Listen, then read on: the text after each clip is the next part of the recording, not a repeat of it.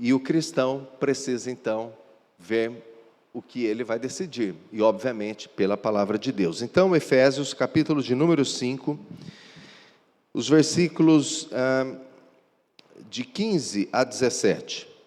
Eu gostaria que vocês lessem comigo, 15, 16 e 17. Vamos lá? Portanto, vede prudentemente como andais, não como nécios, e sim como sábios, remindo o tempo, porque os dias são maus. Por esta razão, não vos torneis insensatos, mas procurai compreender qual a vontade do Senhor. Repita comigo, mas procurai compreender qual a vontade do Senhor. Irmãos, pela palavra de Deus, sendo pessoas sensatas, pessoas racionais, nós precisamos compreender qual a vontade de Deus, qual a vontade do Senhor para as nossas vidas, qual a vontade do Senhor para a nossa família, qual a vontade do Senhor para você, marido, qual a vontade do Senhor para você, esposa, qual a vontade do Senhor para os filhos. E é na palavra de Deus que nós aprendemos isso. E a advertência de Paulo é: não sejam insensatos. Sejam pessoas sensatas.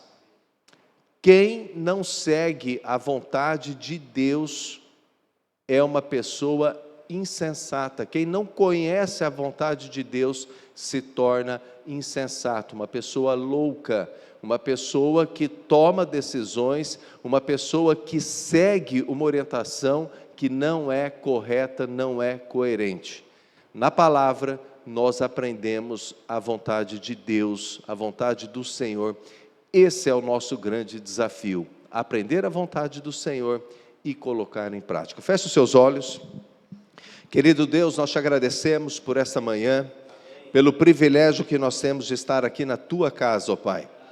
E obrigado, ó Deus, por esse tempo que temos dedicado para estudar, para aprender, ó Deus, para melhorar as nossas famílias, ó Pai. Nós queremos ter uma mudança de vida, nós queremos, ó Deus, implementar a tua vontade em nossas vidas, ó Pai. Ajuda-nos para isso, ó Deus. Transforma as nossas vidas, transforma a nossa maneira de pensar e o nosso comportamento, ó Deus, e que possamos conhecer, entender a tua vontade. É a nossa oração em nome de Jesus. Amém. Pode se sentar, meu querido. Irmãos, vocês já sabem, eu gosto muito da interação. Então, em todo momento, se você quiser interagir, para complementar alguma coisa, para perguntar e também para contestar, fique à vontade. É só levantar uma de suas mãos. Se eu não visualizar, então você pode me chamar pelo nome. E o importante é que vocês realmente façam uma interação, que a gente possa trocar aqui experiências, trocar ideias. É o objetivo da Escola Bíblica Dominical. Muito bem, então, a arte de permanecer casados é o tema desse encontro. O tema dessa manhã fala sobre esse desafio que nós temos de permanecer casados. Mas, irmãos, perceba que tem 3 pontos importantes aqui. O primeiro é reconhecer que o casamento é uma instituição duradoura. O casamento, ele não foi criado por Deus para que a gente case um dia e alguns meses depois ou anos depois descase. Não, que a gente permaneça casado. Segundo, desejar que o nosso casamento seja um relacionamento saudável. Porque o desafio não é, do ponto de vista nosso, não é permanecer casado, porque nós devemos permanecer casado. O desafio é permanecer bem no nosso casamento. Que a nossa família seja um lugar saudável emocionalmente, espiritualmente, um local de prazer. Uma família, um lugar ali onde você tem prazer, você precisa voltar para casa, porque ali estão as pessoas que você ama, é ali que você tem paz, é ali que você descansa o seu coração. Então, o nosso desafio não é permanecer casado, mas é ter esse estado, um casamento feliz. E também, irmãos, decidir pela manutenção sistemática. E aqui é um ponto que vai concentrar a nossa aula. É o investimento intencional no casamento. No casamento, irmãos, para que a gente tenha esse ambiente feliz, ele não acontece de maneira espontânea. Eu vou vivendo a vida para ver o que vai virar. É provável que não dê certo. Então é necessário, irmãos, investimento intencional, investimento consciente. A gente precisa identificar dentro da nossa família as ações necessárias para construir esse lar feliz. Naturalmente, isso não acontece. Nós construímos uma família na palavra de Deus, nós construímos um lar aonde há paz, aonde há alegria. E essa construção, ela é intencional, irmãos. Nós precisamos identificar na nossa família o que é necessário ser feito, o que eu, como marido, a esposa e os filhos, porque é uma construção em conjunto, o que cada parte precisa fazer para que seja um lar abençoado, um lar alegre. E mais um ponto, irmãos, para que ninguém se frustre: não existe família perfeita, não existe. Se tiver aqui uma família perfeita, então é alvo da gente beber nessa fonte, mas não existe família perfeita. Toda família, em algum momento, encontra alguma dificuldade. Mas o nosso desafio é construir famílias fortes, construir uma família fundamentada na palavra de Deus. E nós temos, irmãos, já vimos esse gráfico aí, nós sabemos que Deus é que instituiu a família, Deus que instituiu o casamento, e o casamento está baseado em 4 pilares, 4 bases. Pelo menos na palavra de Deus nós encontramos o casamento. Primeiro, o casamento ele é monogâmico, é entre um homem e uma mulher. Nós não adotamos a poligamia, é um homem e uma mulher. O casamento ele é heterossexual, homem e mulher. 2 homens não formam um casamento, no modelo da palavra de Deus, no padrão da palavra de Deus. E aqui um ponto importante, irmãos, a ideologia atual, a cultura atual da pós-modernidade, ela não tem padrão, ela não tem uma referência, é uma cultura fluida, fluida porque não há nada sólido.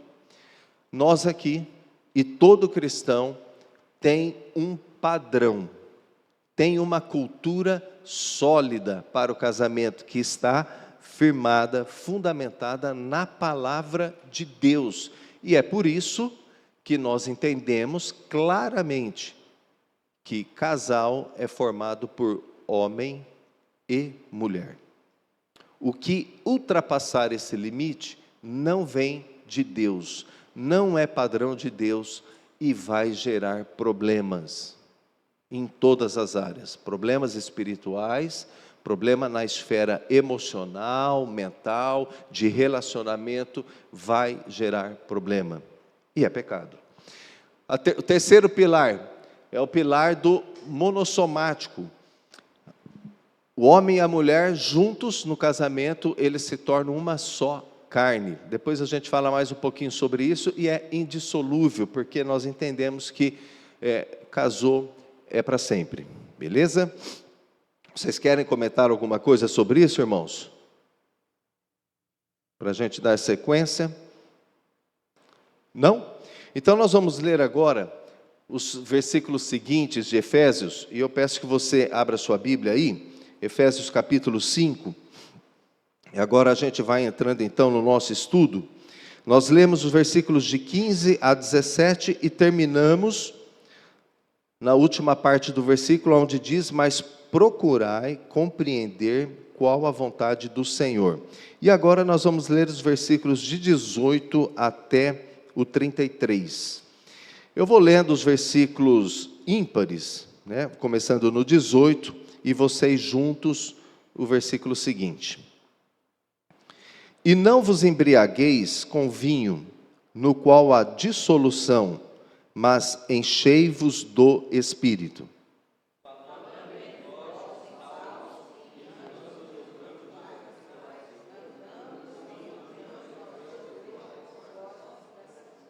Dando sempre graças por tudo a nosso Deus e Pai, em nome de nosso Senhor Jesus Cristo.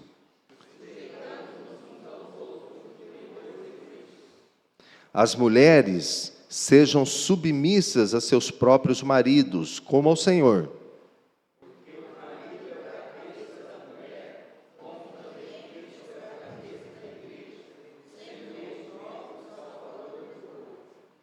Como, porém, a igreja está sujeita a Cristo, assim também as mulheres sejam em tudo submissas a seus maridos.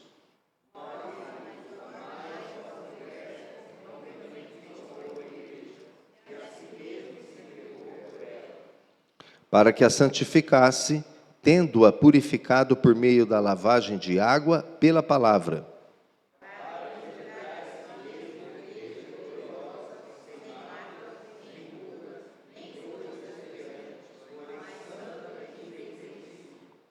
Assim também os maridos devem amar as suas mulheres como a seus próprios corpos.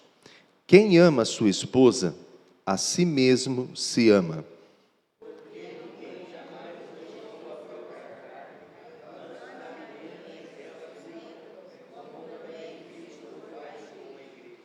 Porque somos membros do seu corpo.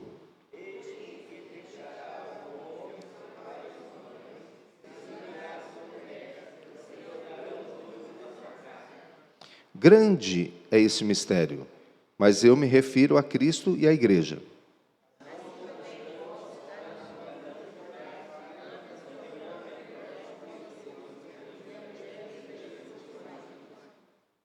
Amém, irmãos? Muito bem, eu tinha feito um desafio para vocês lerem a carta de Paulo aos Efésios pelo menos 5 vezes no mês passado, naquela aula que eu ministrei aqui, porque se a gente deseja entender a maneira como o homem, o marido, né, deve amar a sua esposa, a esposa ser submissa ao seu marido, nós precisamos entender um contexto mais amplo, porque senão a gente fica muito enviesado, né? Mas então, por isso que eu li um texto um pouco maior, para a gente entender todo o contexto e a gente vai aplicando tudo isso. Mas irmãos, no texto que nós lemos agora, por baixo, nós temos aqui mais de 20 verbos. Mais de 20 verbos nessa parte do capítulo 5 que nós lemos. E vocês sabem muito bem que o verbo, ele representa uma ação ou um estado. Então, na oração, na gramática portuguesa, na oração, para que você tenha uma oração, é fundamental a presença do verbo. Sem verbo, você não tem uma oração. Por exemplo, eu, vocês. O que significa isso? Eu, vocês. Tem sentido? Eu, vocês tem sentido? É uma oração. Ela não é uma oração, porque falta o verbo. Então, eu amo vocês. Tem sentido? Aí sim nós construímos uma oração. Eu odeio vocês. Opa, não, crente não odeia, né? Mas olha, veja que é necessária a presença do verbo. Eu, Ribeirão Preto. O que vocês entendem disso? Nada. Nós não temos uma oração. Eu gosto de Ribeirão Preto. Então nós temos a presença do verbo e aí sim nós construímos uma oração na gramática portuguesa. Irmãos, para você ter uma oração é fundamental a presença do verbo. O que caracteriza a oração é o verbo. Sem verbo não há oração. E nós vimos aqui nesse texto que nós temos mais de 20 verbos na construção de várias orações, na construção de vários versículos. E no casamento, irmãos, o que caracteriza o casamento também é o verbo. O que caracteriza, o que dá sentido ao casamento são as ações conscientes ou inconscientes, se também for o caso. São essas ações que dão sentido e a característica do casamento. Então é necessário ações intencionais para a gente construir uma família minimamente feliz.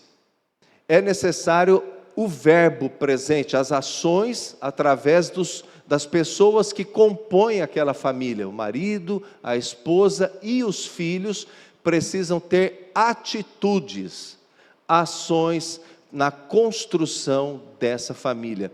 Sem essas ações, irmãos, não há um casamento dentro do padrão esperado. É necessário a atitude de cada um de nós. Como esses exemplos que eu dei aqui, Ribeirão Preto, não representa nada. Você no casamento sem amor, gente, é muito complicado. Descaracteriza o casamento. Sem a sujeição, descaracteriza o casamento. Sem a honra devida aos pais, descaracteriza o casamento. Se você tirar o verbo, você não tem um casamento no padrão bíblico. Não tem. A gente precisa de ações. E essas ações, elas não acontecem por osmose, elas não acontecem naturalmente.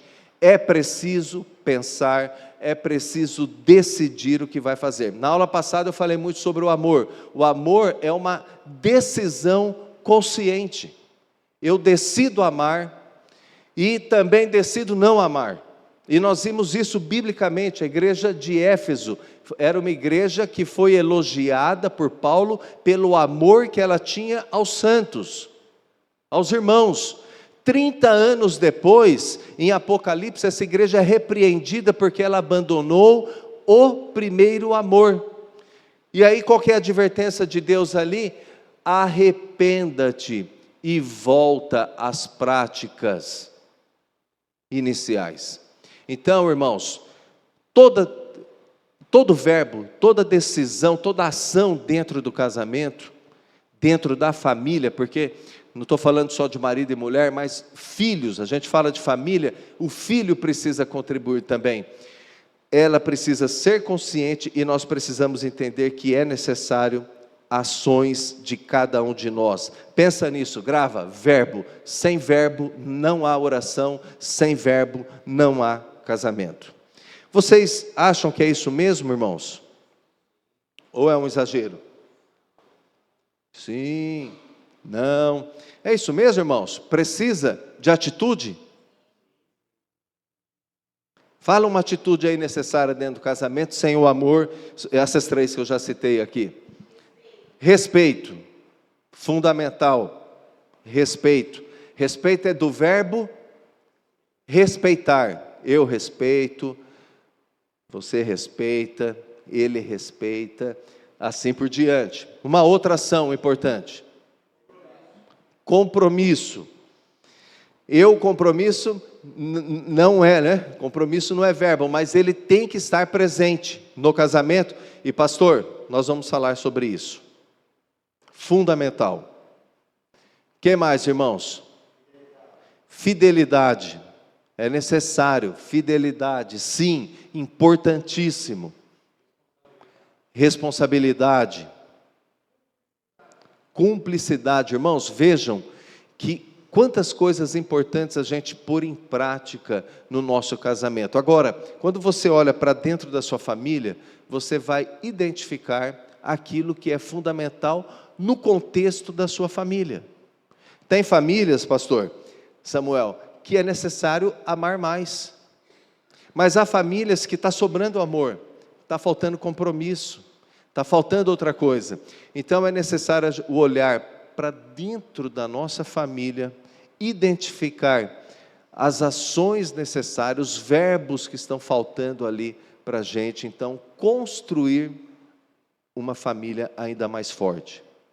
Na última aula nós falamos também que quando a gente casa, a gente não casa com um parceiro pronto.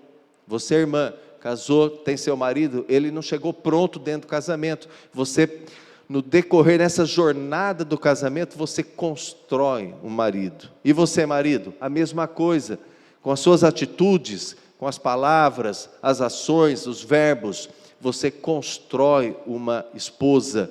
Os filhos, a mesma coisa, a gente constrói os filhos, de certa forma, mas é assim que funciona. Então, há uma parte assim fundamental em cada um de nós de cooperação, de construção dentro da nossa família. Muito bem. Então, baseado nisso, irmãos, o primeiro ponto que Paulo traz aqui para os homens, gente, marido, agora vamos lá, para homem, marido para marido, é uma dificuldade para nós, não é verdade? Talvez o seu contexto seja diferente, mas irmãos, amar, no padrão que a gente conhece da sociedade de hoje, tem um certo grau de dificuldade. Mas amar nesse padrão que ele foi definido para nós, como modelo para todo cristão, amar como Cristo amou a sua igreja, irmãos, o papo aqui é diferente. Marido, o problema maior é nosso, porque a impressão que dá é que esse amor de doação, de entrega, para a mulher é mais fácil. Tanto é que Paulo aqui, e se você analisar todas as cartas do Novo Testamento que está falando do contexto de casal, toda vez que menciona o marido, fala, você deve amar sua esposa.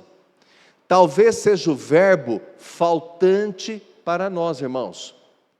Amar a nossa esposa no padrão de Cristo. Eu já falei para vocês, então não tenho vergonha. Sou casado, vou completar 21 anos e tenho dificuldades no casamento. A gente passa esses dias, eu falei, Jô, eu estou me esforçando para te amar como Cristo amou a igreja, e não é fácil. Agora, gente, vamos lá, né? Quer dar uma de super-herói? Beleza. Mas eu admito, irmãos, o padrão é elevado, e para a gente chegar nesse padrão, a gente tem que vencer muitos obstáculos em nós, homens.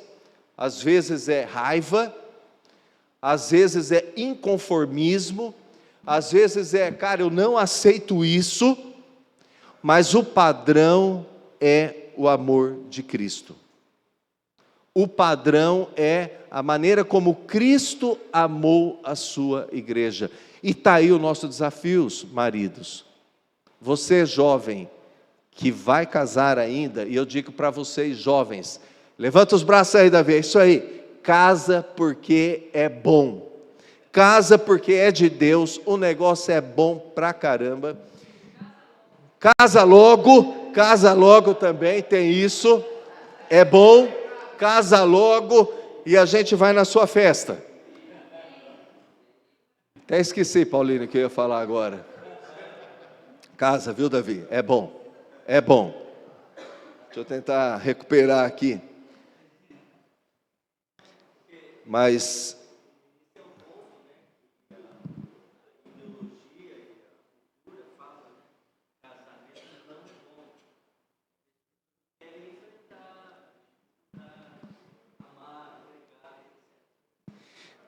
então, quem não escutou o pastor Samuel, ele está dizendo que a ideologia de hoje prega assim, que o casamento não é bom.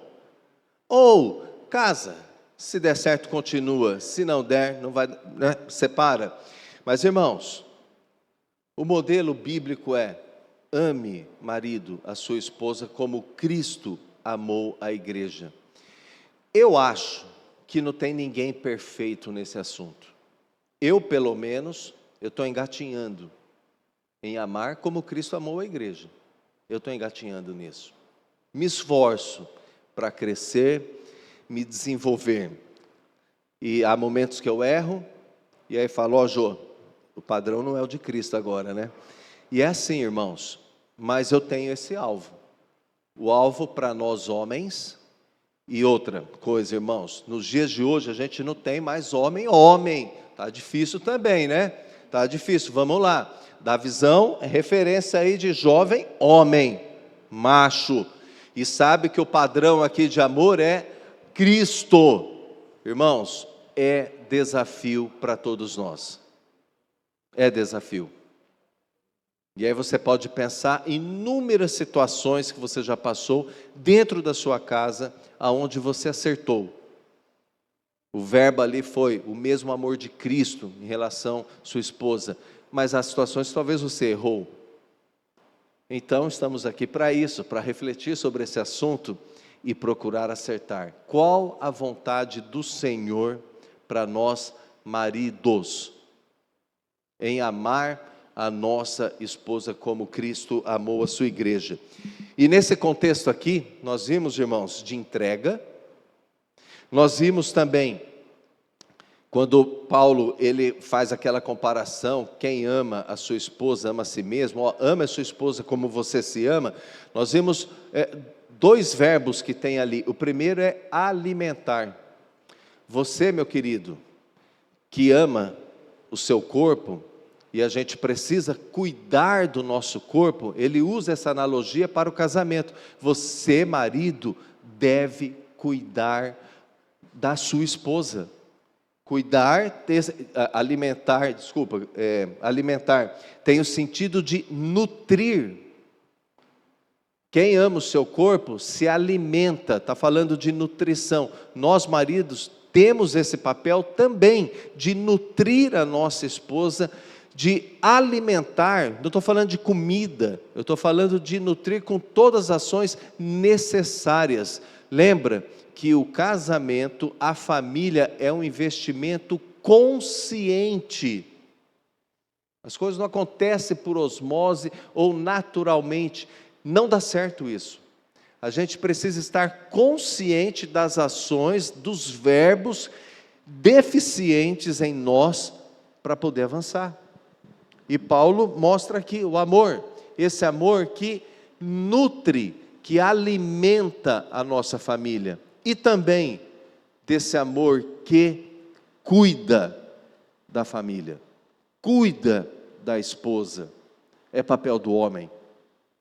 Mais para frente nós vamos ver um outro texto que mostra isso. E para as mulheres, irmãos, o desafio não é nada fácil. Nada fácil. É difícil para nós, é difícil para as mulheres. Porque, principalmente na pós-modernidade, nos dias de hoje, irmãos, que o movimento feminista é muito forte. O movimento... me fugiu o termo agora, mas o movimento dos homens, como que é o termo? Feminismo e do machismo, irmãos, ele está em queda, e deve estar mesmo, porque o homem não deve, pelo menos cristão, não deve ser machista. Então não está com nada o movimento machista, mas a gente não troca uma coisa errada por outra coisa errada. Então estamos acabando com o machismo, mas levantando o feminismo. Está tudo errado, irmãos.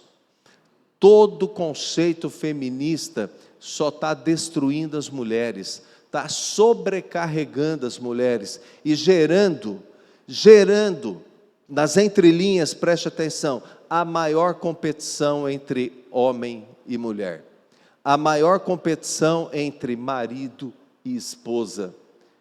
Está enchendo de linguiça, enchendo um monte de história na cabeça das pessoas, e a gente vem para a igreja com esses conceitos do movimento feminista.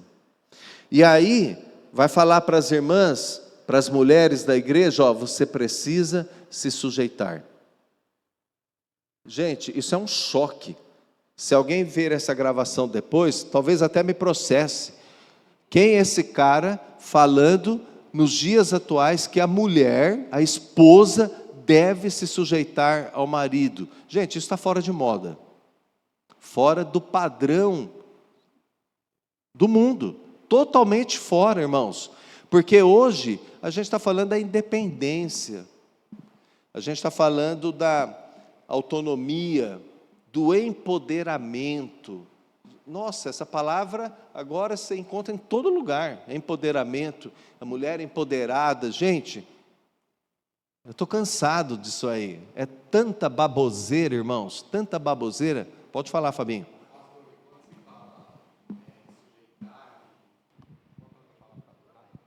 A Bíblia usa Submissão. submissão. É colocado hoje em dia que ser submissa à maldade do marido em cima, né? Meu marido então pode me trair, ele pode me bater, é isso que os cristãos querem para a gente. Não é isso, né? A gente acabou de ler agora na palavra de Deus, que ele fala para a mulher ser submissa em todas as coisas. É falado ali, né? Então, Fábio, você trouxe para nós aqui, resgatou o assunto da aula passada. Perceba, irmãos, que amar a esposa como Cristo amou a igreja, a esposa se sujeitar ao marido, a gente está falando de um contexto de pessoas que estão debaixo da vontade do Senhor, de pessoas que conhecem a vontade de Deus, aonde os maridos não têm espaço para machismo, e as irmãs, mulheres, não levantam a bandeira do feminismo, mas é no contexto cristão, e não há espaço para abusos aqui, em hipótese alguma. Então nós homens precisamos entender, irmãos, claramente na palavra de Deus, o que é ser um líder dentro de casa. Segundo o modelo do mundo, está errado, a gente precisa aprender, e o padrão nosso é Cristo, Fábio, você lembrou muito bem, porque senão fica difícil para uma mulher se sujeitar, e nós vamos falar um pouco mais sobre isso, mas irmãos, os destaques aqui para as mulheres sejam submissas, se sujeitem aos seus maridos, e respeite o seu marido. As duas palavras mais citadas nos casamentos que estão com dificuldade na voz do homem, a minha mulher não me respeita. E as mulheres, o meu marido não me ama. Esse assunto, aqui 2000 anos atrás já era tratado nas igrejas daquela época. E ainda hoje é um problema. Principalmente porque amar a esposa como Cristo amou a igreja e ser submissa ao marido como a igreja é submissa a Cristo. Veja que o padrão de submissão, irmãos, também não é fácil. Marido, ame como Cristo amou. Esposa, seja submissa como a igreja é submissa a Cristo. Esse é o padrão. E nós precisamos, irmãos, não é num domingo, em 1h aqui, 1h10, que a gente vai absorver essa verdade.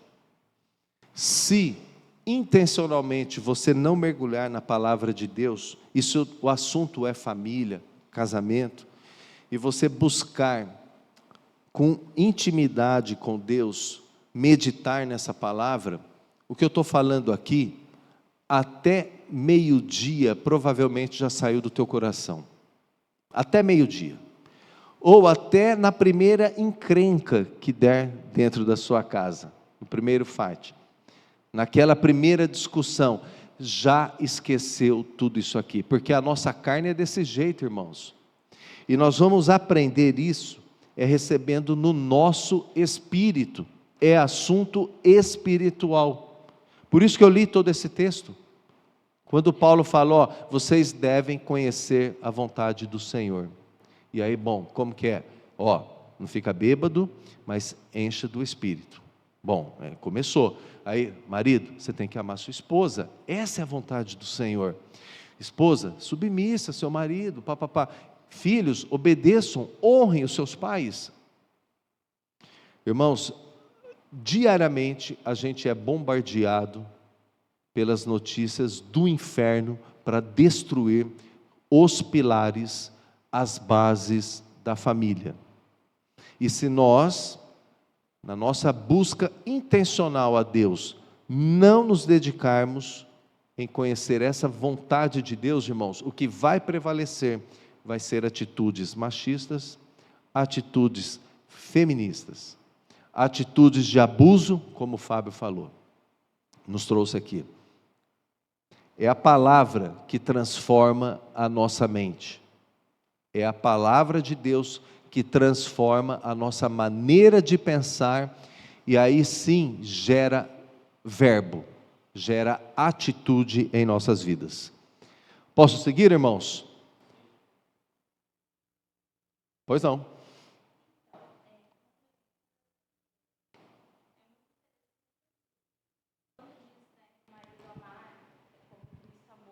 E a mulher ser submissa, como você disse, o padrão da Bíblia. O que às vezes eu vejo é que existe uma falta de conhecimento da palavra de Deus do próprio cristão. Então, como a palavra diz, né, que o povo perece por falta de conhecimento. E o texto fora do contexto vai virar um pretexto. Então, quando você não conhece como Cristo realmente amou a igreja, você conhece superficialmente e não a fundo de como foi esse amor de Cristo, fica um pouco difícil de você colocar em prática. E a mesma coisa a mulher.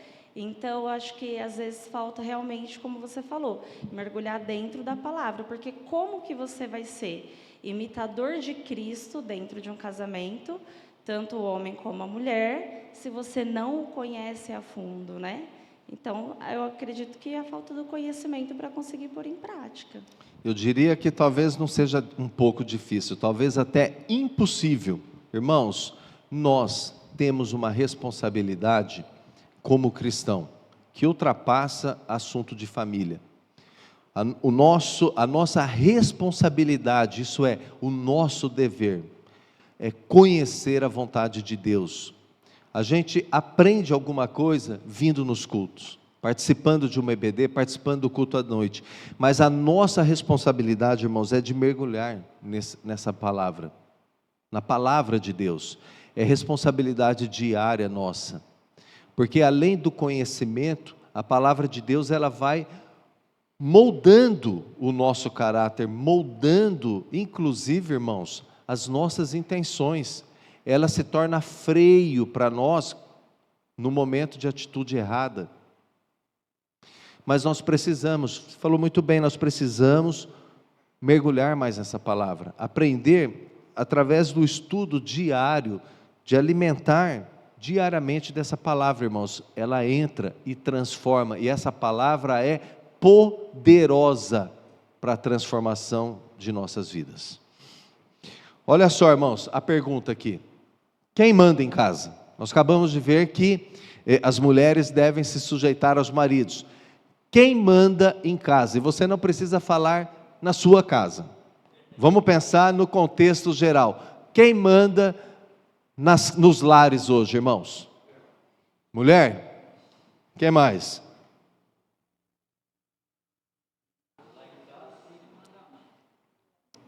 Lá na casa do Carlinhos, os filhos.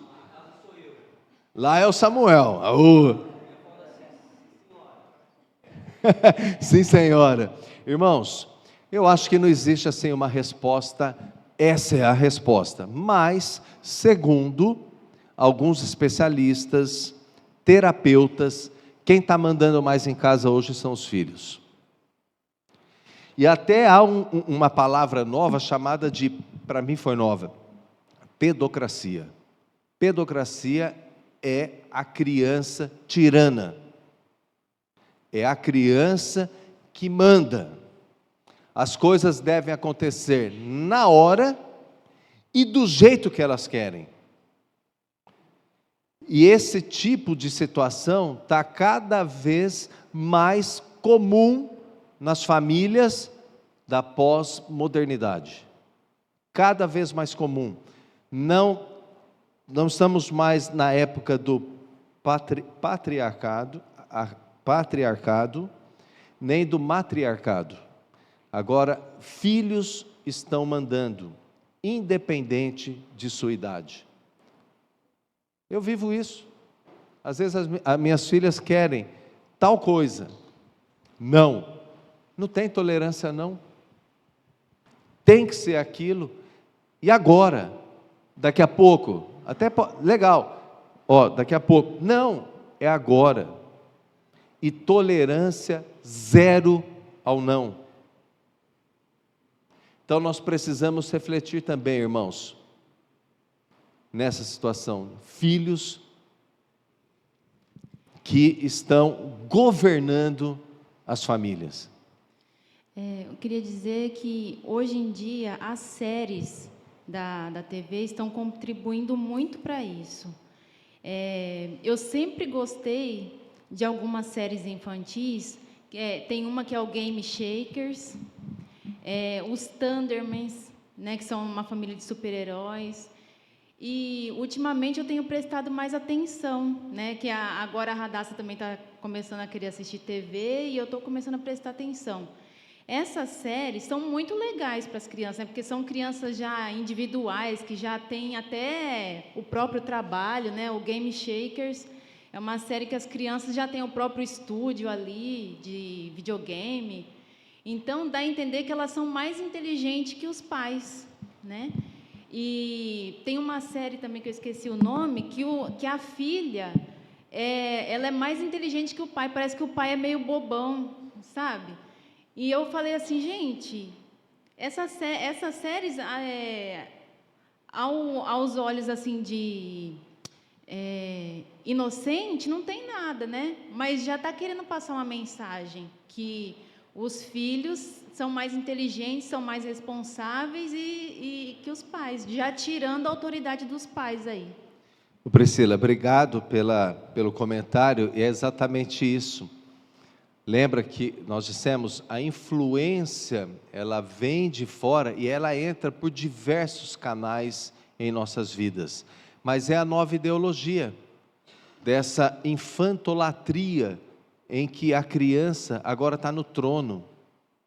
E eu acho, irmãos, aí é a previsão do Eli, que num futuro logo em breve, nessa sociedade diluída que nós estamos, nesses conceitos, logo, logo não vai ser mais o homem, nem a mulher e nem os filhos, mas os pets vão começar a mandar em casa.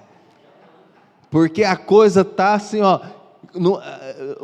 já manda, né, pastor? Mas em alguns, gente, a coisa vai invertendo de uma tal forma, e eu estou comentando de uma maneira descontraída, mas é só um exemplo de inversão de valores, de perda, de quebra de padrão.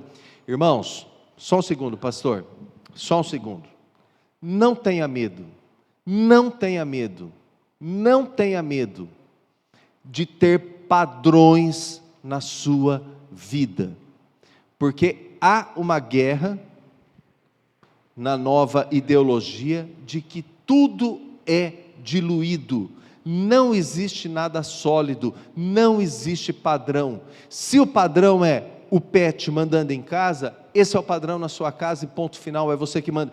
Não adote isso. Nós, como cristãos, e se você é cristão, você tem padrão, que é a palavra de Deus, que revela a vontade de Deus. Nós devemos adotar o padrão de Deus, não se envergonhar e se esforçar para que o padrão de Deus seja operante na nossa família.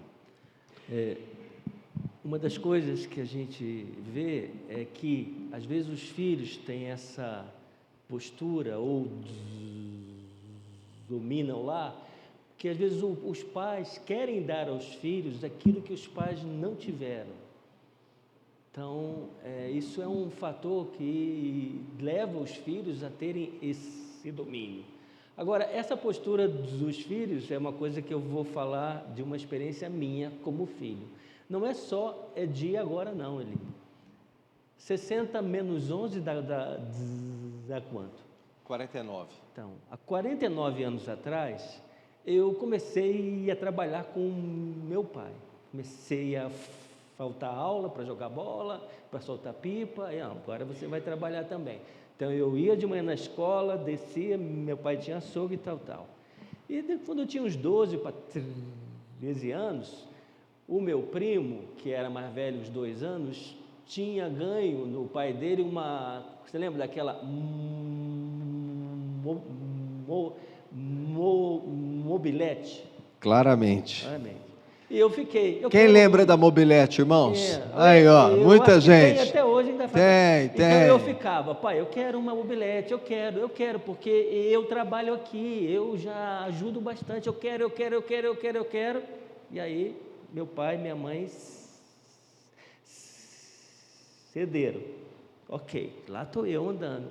Daqui a pouco me entra um caminhão na minha frente, e eu só não entrei debaixo dele porque eu estava andando devagar, senão eu não estaria aqui hoje.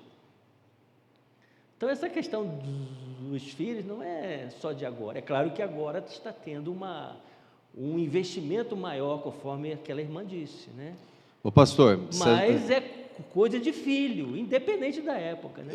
Não, pode continuar, mas lembrando que a orientação de honrar o pai, a gente tem um registro na palavra, pelo menos 5.000 anos atrás, quando Moisés, lá nas leis, registrou a vontade de Deus, que o filho honre seus pais. E essa terapeuta que trouxe essa matéria, e outras também, nem cristã ela é, mas ela fala que esse problema começa da infantolatria, começa no momento da maternidade. É a maneira como os pais estão encarando a chegada de um filho, o que a chegada de um filho representa. Irmãos, e não estou falando nada de maldade em relação aos filhos, dos pais serem carrascos, não é nada disso. Nós temos na Bíblia o modelo de como educar os nossos filhos. E nós, pais, temos essa obrigação, temos esse dever de educar com firmeza e amor os nossos filhos. O que nos dias de hoje não tem sido uma tarefa fácil. Não tem sido uma tarefa fácil.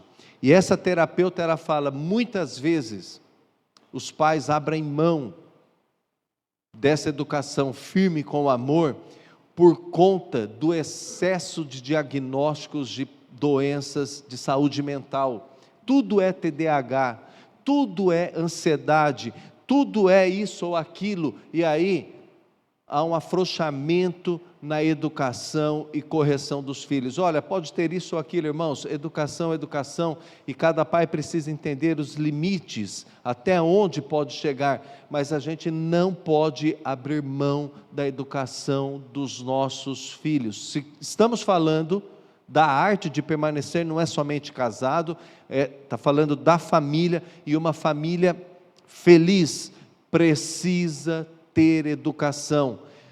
Se não tiver essa educação firme com amor, nós vamos criar filhos cada vez mais fracos, filhos que vão fracassar na vida rapidamente, porque a vida é cheia de nãos. Em todo momento há nãos, desafio, e se nós não educarmos os filhos, eles se tornarem fortes, enquanto são pequenos, crianças, adolescentes, serão filhos fracos, não vão suportar a pressão da vida.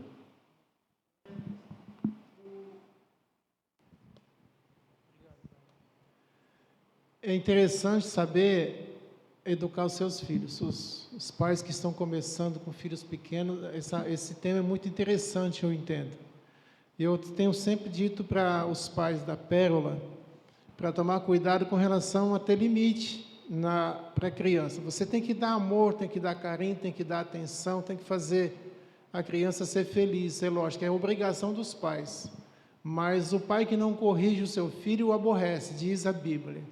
Então é obrigação também dos pais, porque ama o seu filho, corrigir o seu filho na hora necessária, na dosagem necessária e correta. Porque muitas vezes eu vejo o Jonas, por exemplo, que quer agradar muito a criança, deixar a criança feliz, deixa a criança fazer tudo o que quer, deixa a criança livre fazer o que quer. Está errado. Na minha opinião, está errado. Você tem que dar atenção, dar amor, dar carinho, dar tudo que a criança precisa, mas também dar correção na hora certa, na dosagem certa. E eu tenho alertado eles com relação a isso, porque no futuro quem vai ser prejudicado vai ser o adulto que hoje não foi corrigido. E é um tema super interessante que eu acho que tem que ser levado a sério essa questão. Obrigado. Obrigado, pastor. Irmãos, é um desafio, eu me pego várias vezes errando nesse desafio da educação dos filhos. Ora porque estou muito cansado, ou por outras situações. E, enfim, não sei se todos são perfeitos, mas, irmãos, é um desafio para todos nós. Eu disse na aula passada, irmãos, eu estou vindo aqui e totalmente despido de hipocrisia, irmãos, em falar que tudo é perfeito, que lá em casa tudo é perfeito, não é verdade. Eu não sou, uma coisa que eu não quero é isso, mas também penso que a minha realidade não seja diferente de muitos aqui, que a gente tem desafios diferentes, mas nós temos desafios. Educação. Não tem. Só no Instagram. E aí ela se desmancha mês seguinte, nos próximos meses, irmãos. Então o padrão é a Bíblia, nós precisamos identificar, para não perder em mente, identificar os pontos de melhoria e trazer esses verbos para nós. Lembra que o que caracteriza o casamento, a família, é o verbo. Assim como o verbo caracteriza a oração, na família, o que caracteriza são as nossas ações. A gente está terminando o assunto das mulheres se sujeitar, nesse conflito todo com a ideologia da atualidade, do feminismo, e aí eu trago então para a gente fechar o que a Bíblia fala sobre sujeição e quem deve se sujeitar.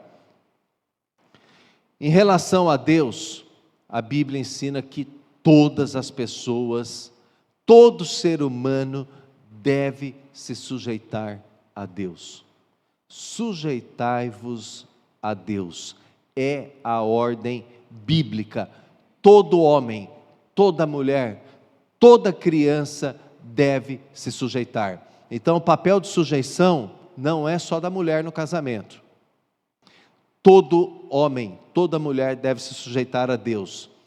Em relação a Cristo, a igreja deve se sujeitar a Cristo, como a palavra nos ensina. Em relação às instituições humanas, o crente deve se sujeitar às instituições humanas. É nosso papel. Nós devemos nos sujeitar às instituições. Por exemplo, a escola.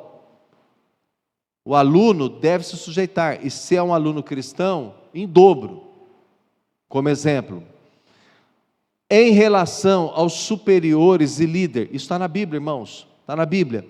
Nós, crentes, e todas as pessoas, mas o cristão principalmente, deve se sujeitar ao seu líder, senão vira anarquia. Então lá no meu trabalho, eu tenho um chefe, eu devo me sujeitar a ele, de maneira irrestrita? Obviamente que não.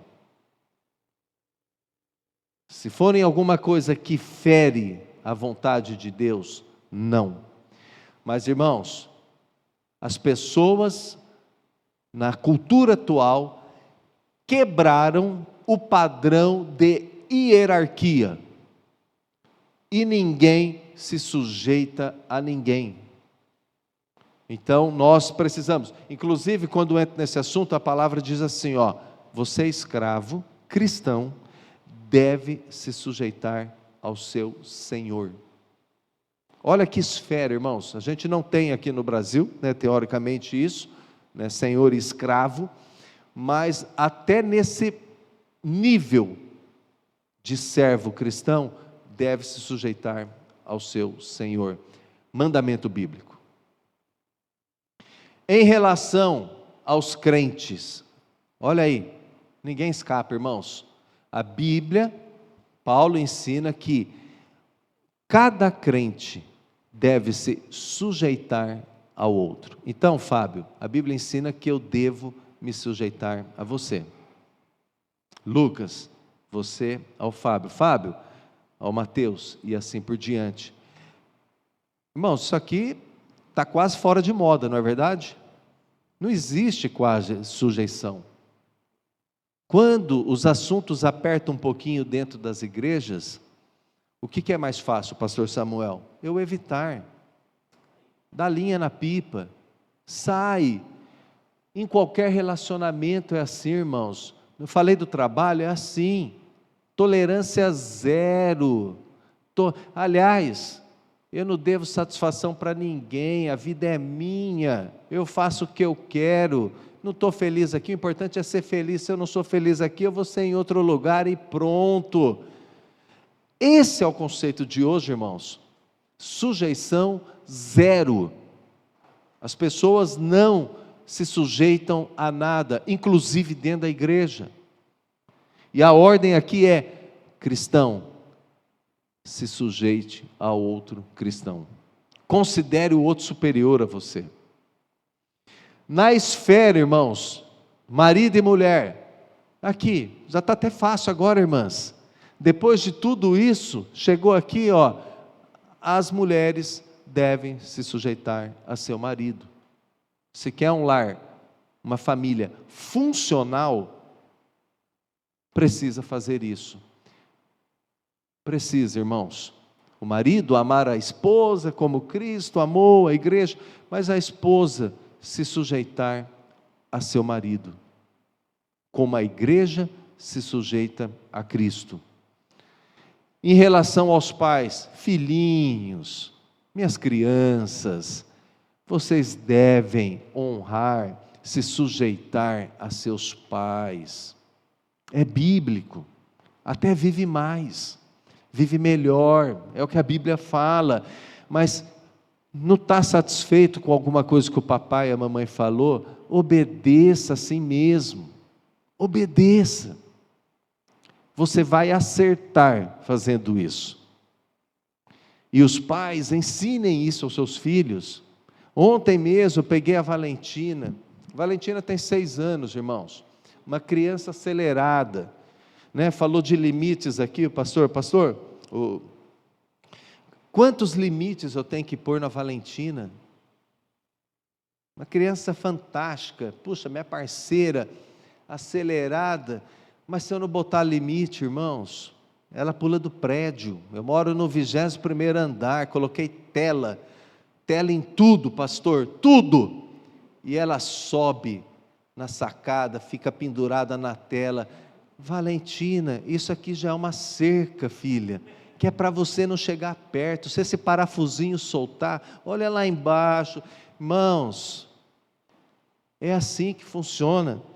Filhos, os pais estão para te ajudar, e muitas vezes eles colocam cerca na sua vida, que é para te proteger. Vai passar um tempo que essa cerca vai ser tirada. Para Ana Luísa, eu não preciso de tela. Ana Luísa, minha filha, tem 14 anos, não precisa de tela no apartamento, não tem perigo nenhum com ela.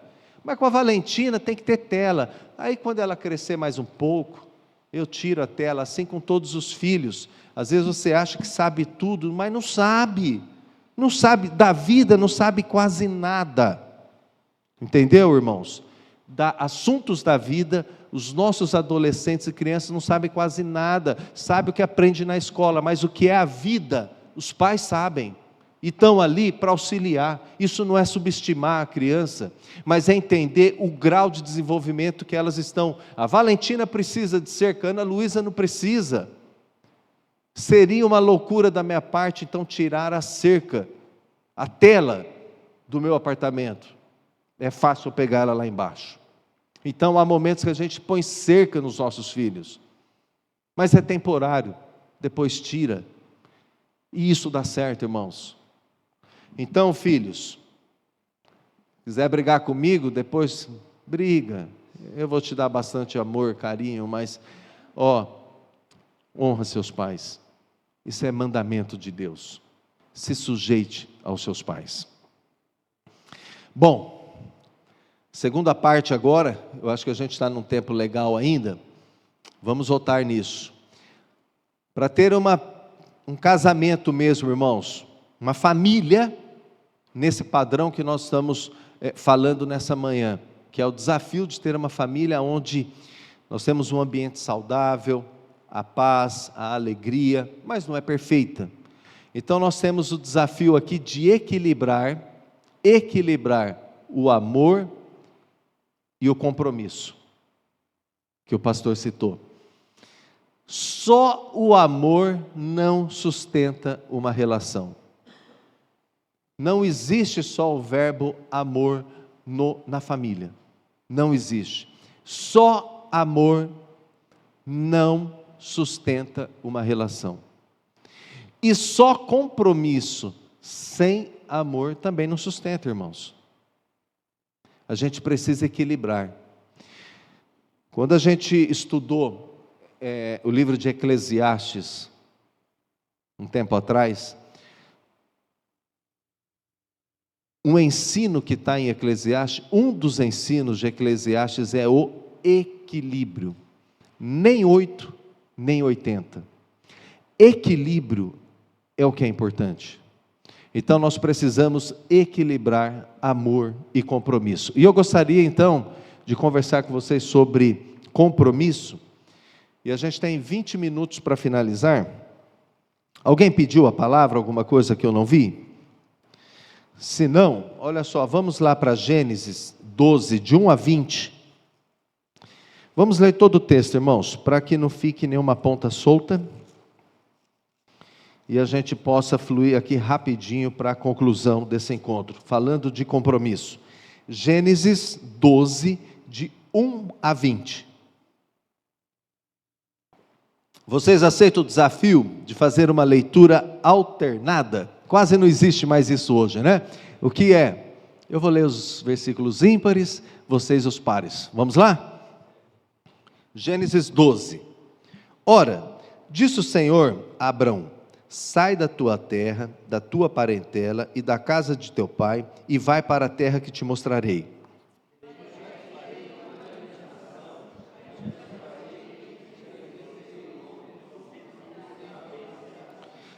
Abençoarei os que te abençoarem, e amaldiçoarei os que te amaldiçoarem. Em ti serão benditas todas as famílias da terra.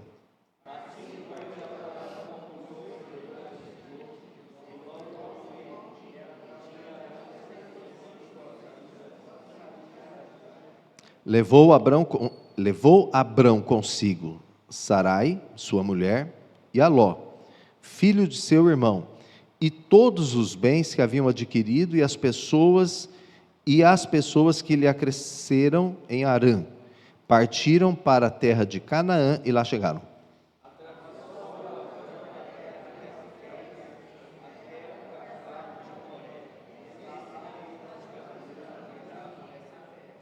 Apareceu o Senhor a Abrão, ele disse: darei à tua descendência essa terra.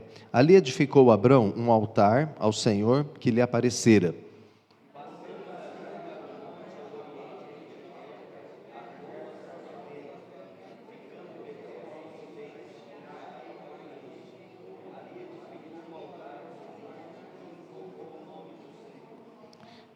Legal, aí versículo 9, fiquem todos em pé.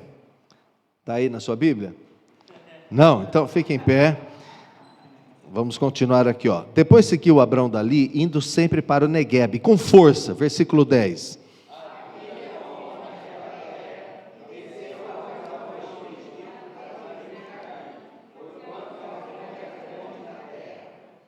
Quando se aproximava do Egito, quase ao entrar, disse a Sarai, sua mulher: ora, bem sei que és mulher de formosa aparência.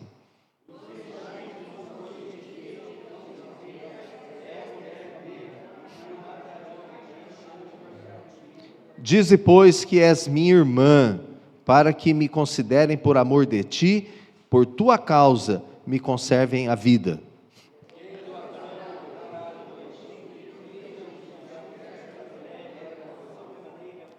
Viram-na os príncipes de Faraó e gabaram-na junto dele, e a mulher foi levada para a casa de Faraó.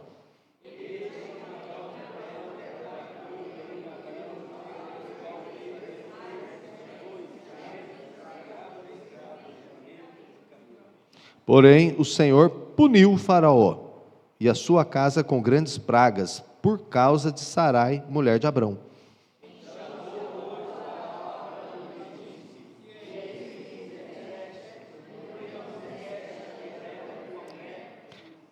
E me disseste ser tua irmã, por isso a tomei para ser minha mulher. Agora, pois, eis tua mulher, toma-a e vai-te.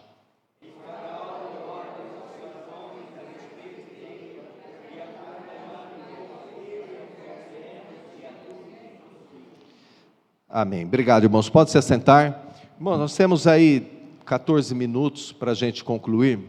Esse texto é bem conhecido e eu quero fazer um compromisso em função do tempo com vocês. O nosso foco aqui não é a mentira que Abrão contou. É uma meia verdade é mentira, tá certo? Nosso foco não é isso, beleza? Então não vou dedicar tempo a isso, mas eu queria destacar alguns pontos importantes para ressaltar essa característica importantíssima no casamento, que é o compromisso. Em primeiro lugar, Deus falou com Abrão. Deus não falou com Sarai. Deus falou com Abrão. E Deus não falava com Abrão todo dia. Deus falou com Abrão pelas Escrituras algumas vezes, mas a primeira vez que Deus falou com Abrão foi o suficiente para ele entender a mensagem, o chamado de Deus. E nós vemos no versículo de número 5, que Abrão levou a sua esposa. Deus não falou com Sarai. Sarai estava num lugar super confortável, porque ela tinha a família, tinha bens, uma vida ótima. E Abrão falou, a mensagem, o chamado de Deus é esse, nós vamos para um lugar assim, assim, assado. E aí no dia que Abraão sai de viagem, Sarai se apresenta como grande parceira de Abrão. Irmãos, as famílias precisam resgatar essa atitude de parceria. Você não vê Sarai dizendo para Abrão, eu não vou trocar o certo pelo duvidoso. Eu não vou porque Deus falou com você, não falou comigo. Então, vai você, depois eu vou. Você não vê isso. Você vê a atitude de parceria. E essa atitude de parceria de Sarai, irmãos, é exemplo para nós. É citada por Pedro na sua carta como modelo para nós, quando ele fala, veja a obediência de Sara, a obediência em relação ao seu marido. Irmãos, parceria é do marido com a sua esposa, da esposa com relação ao seu marido, dos pais em relação aos filhos, dos filhos em relação a seus pais. É necessário parceria. Quantas vezes os nossos filhos precisam a gente mais perto, entendendo o cenário dele? Isso mostra parceria. Parceria num projeto, parceria em alguma coisa combinada, acordada. Parceria significa isso, irmãos, é um acordo mútuo, benéfico para todos. E todos terão responsabilidades nessa parceria. Sarai, no caso, tinha responsabilidades, Abrão também tinha outras responsabilidades, mas é necessário resgatar a parceria. Na aula que eu ministrei o mês passado, um dos problemas que gera grandes dificuldades no casamento é quando cada um vai por um lado. O marido para cá, a esposa para lá, os filhos para cá. Cada um numa direção. Não há parceria. Segundo ponto, irmãos, no versículo 11, nós vemos que Abrão fez uma longa viagem. Você lê rapidamente ali, parece que ele pegou um avião com a sua família toda, e meia hora depois chegou no seu destino. Não é isso, irmãos. Abraão saiu com rebanho, montando tendas, chegava num certo lugar, desmontava a tenda, chegava ali, ele montava a tenda, e ficou vários dias, não sei quantos ali, depois ele saiu dali, foi para outro lugar. Abraão, irmãos, fez uma longa jornada de monta, desmonta, monta, desmonta, monta, desmonta, monta, desmonta, até chegar num lugar que ali havia fome. E aí, ele, sua família e seu rebanho iam morrer. Então eles, vamos para o Egito, lá tem comida.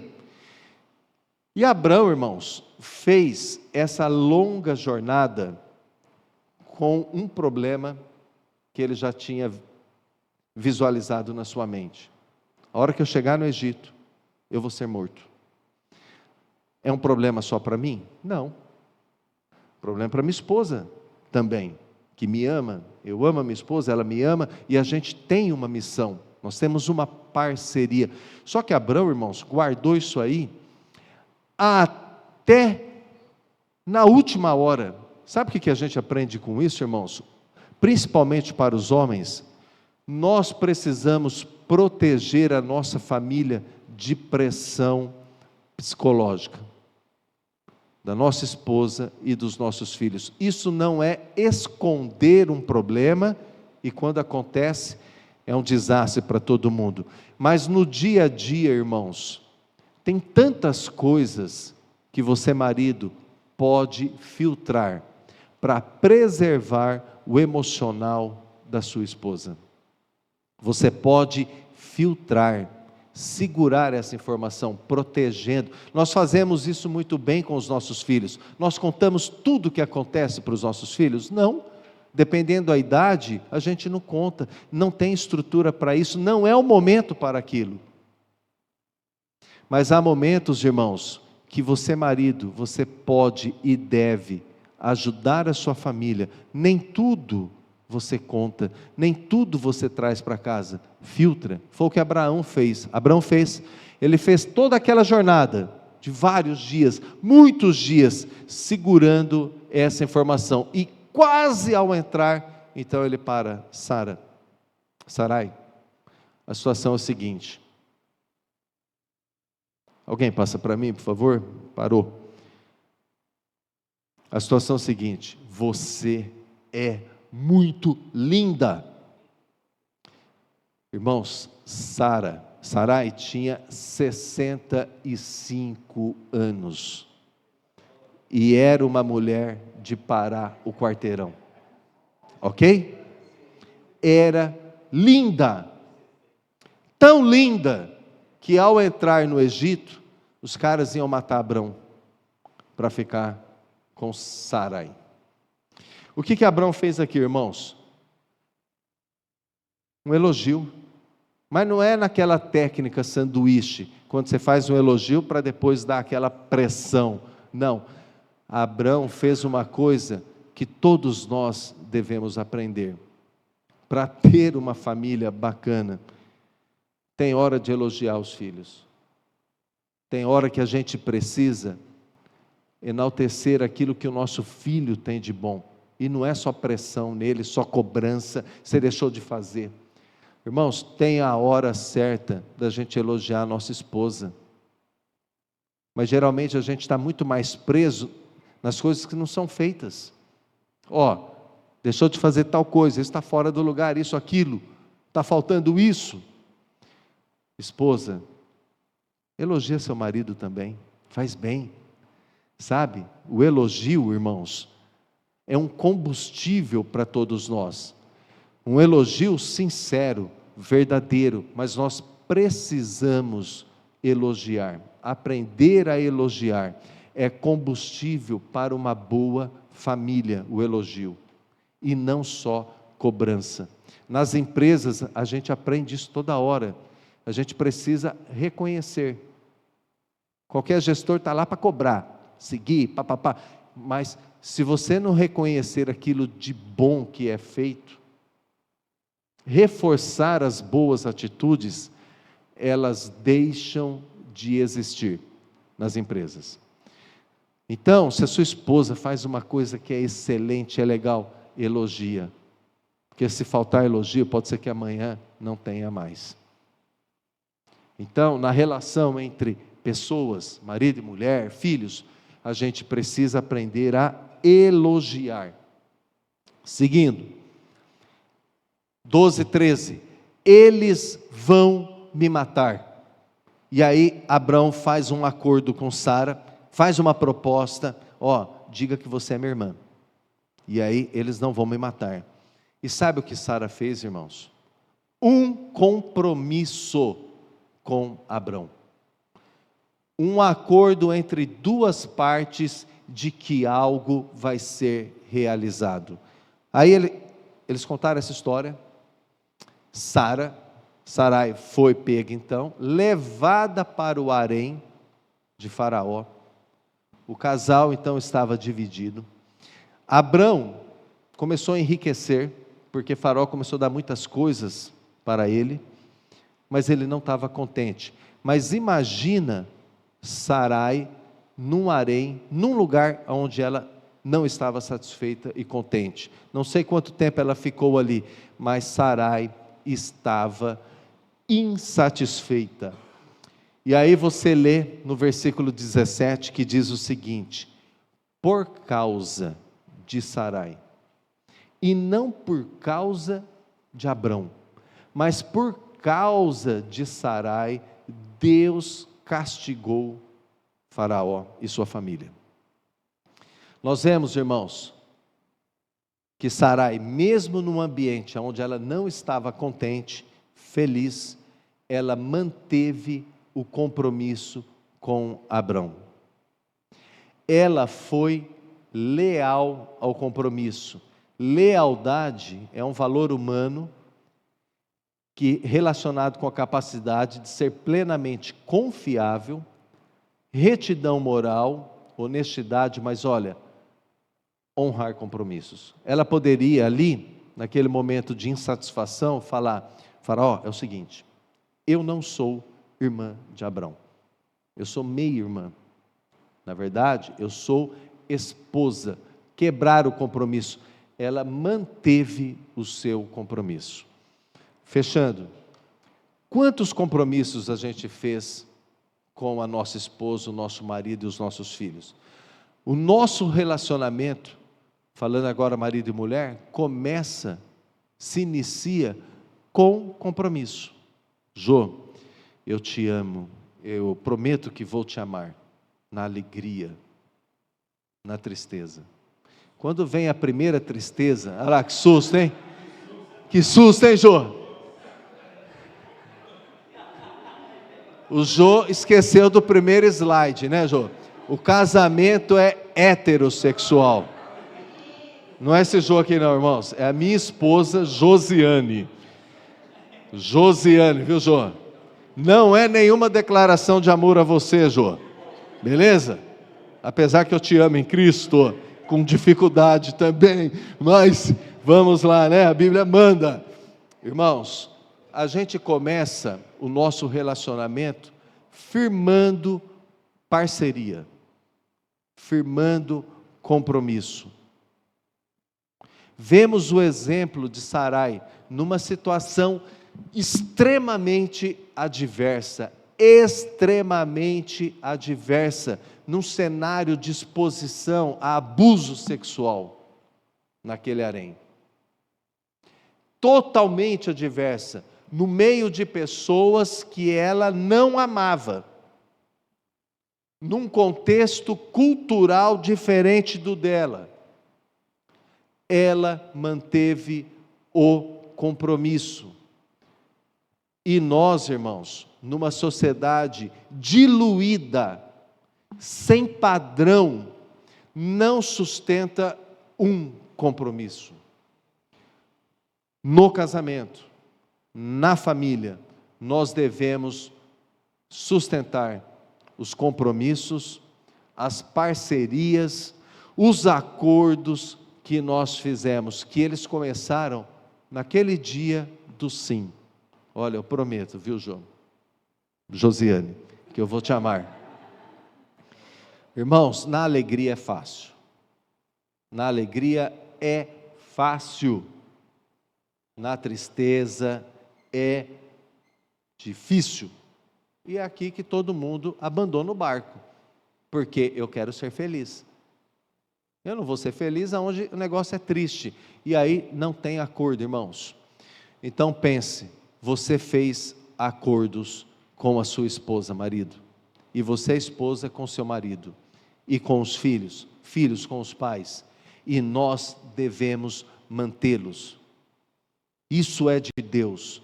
É padrão para as nossas vidas familiar.